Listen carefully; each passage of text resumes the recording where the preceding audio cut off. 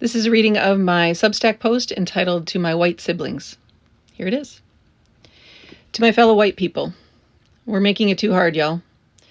We've been making it too hard for a long time.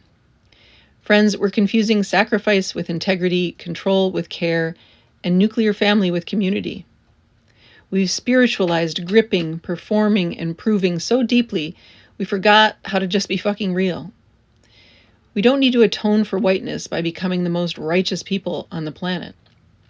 We don't need to prove ourselves as one of the good ones. This is what's keeping us and everyone miserable. We're holding up the line, so to speak, trying to be good instead of free. It's like we're at school during the summer. We're at work when we could be playing. And everyone is outside saying, come out, have fun already. But we insist on the grind. Why do we keep working so hard? Why is that our habit? Because there is a program of unworthiness in us that runs deep. It is the voice that says we have to sacrifice to be worthy, that there is a cost to happiness. This was carefully taught to us by the empire builders, by the ones who enslaved this realm. We were the first to be colonized, used as a colony, i.e. property for another's purpose. Before we conquered, we were conquered. Before we were the oppressor, we were the oppressed. So the habit of proving ourselves to an outside authority is very old. But we were once of the land. We were village people too. Our ancestors were wisdom keepers. They were medicine women, sky readers, song keepers, and fire tenders. We lived in forests, on moors, in round houses, ring forts, and stone circles. We knew the trees' names and the herbs that healed us, and we made offerings to the rivers. We danced barefoot on solstice nights. We trusted the spiral of birth, death, and rebirth. We were Gaelic, Brythonic, Norse, Slavic, Baltic, Iberian, Italic, Germanic, Illyrian, Basque, and more. We were sovereign in all the ways indigenous peoples are sovereign, through relationship. We belonged to place and to one another. Then came Rome. They came with steel, roads, militaries, and men in armor playing God.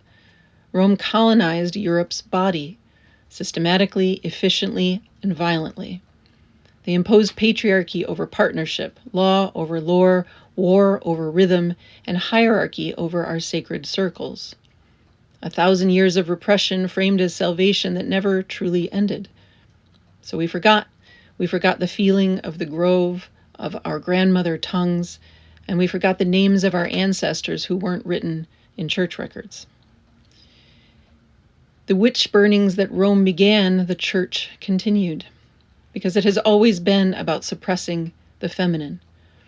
In the witch hunts of Europe from the 14th to the 17th centuries, millions of women, midwives, herbalists, visionaries, widows, queer folks, and dissenters were tortured and burned.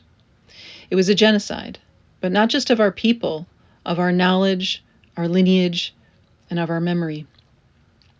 This was systematic terrorizing and a severing of the feminine from the masculine. It was a criminalization of intuition, of knowing with a G as in gnosis. It was, and still is, spiritual warfare. Christianity became the state weapon, and the church erased our local gods and goddesses, burned our temples, and banned our seasonal rites, along with erasing the true stories of our Middle Eastern and African roots, the roots of Yeshua, Mother Mary, and Mary Magdalene and their lineages. This is where we froze.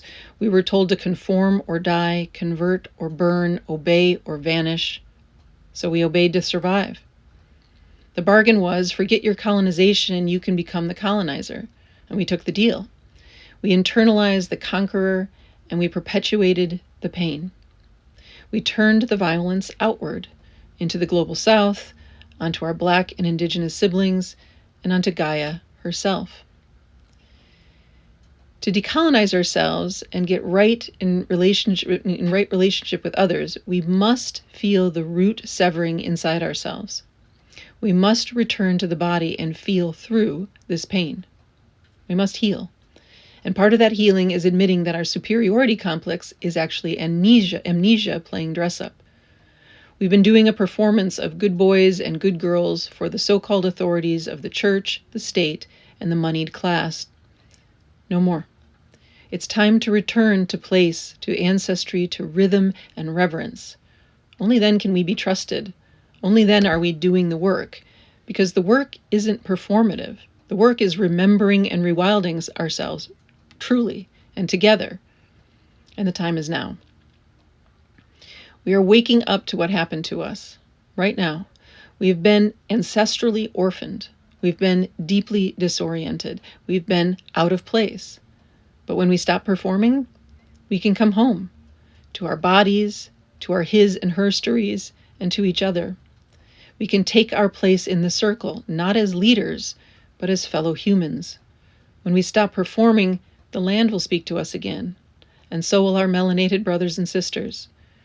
We are welcome at the fire circle and at the cookout and at the gathering, but we must come without shields or weapons, masks or cheap words. We must come clean. So I'm not calling you out, I'm calling you in to something ancient and alive and unruly. I'm calling you into the frequency of the real, because the time of performance is over, thank Goddess. So let's loosen our jaw, soften our gaze, take off our constricting clothing, and dance already. P.S. Who cares if you don't have rhythm? Plus, it'll come back. But we got to get on the dance floor first. Love you, bye.